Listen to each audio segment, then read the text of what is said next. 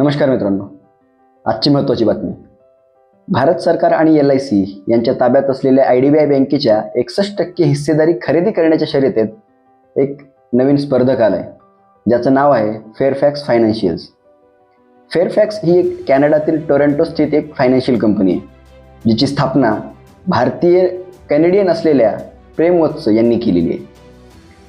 तर फेअरफॅक्सने असा प्रस्ताव ठेवला आहे, ज्यात फेअरफॅक्स रोख रक्कम देऊन IDBI बँकेतील 60.71% हिस्सेदारी आजच्या बाजारभावाप्रमाणे खरेदी करेल. फेअरफॅक्सच्या अगोदर कोटक महिंद्रा बँकेने सुद्धा भारत सरकार आणि LICच्या समोर एक प्रस्ताव ठेवला आहे.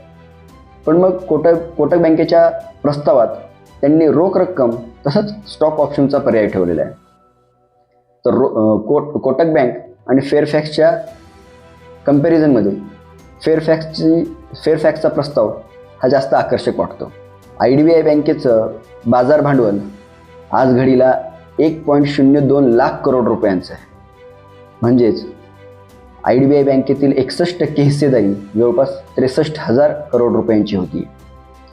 तर आपण थोडक्यात IDBI बँकेच्या फायनान्शियलबद्दल बघूया.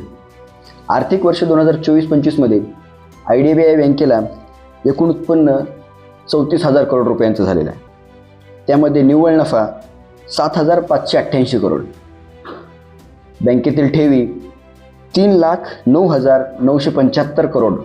IDBI बँकेचं जे कर्ज वितरण आहे ते जवळपास 2,18,399 करोड. फेअरफॅक्सच्या एंट्रीनं कॉम्पिटिशन मात्र तगडी झाली. पण मग निवड कोणाची होती?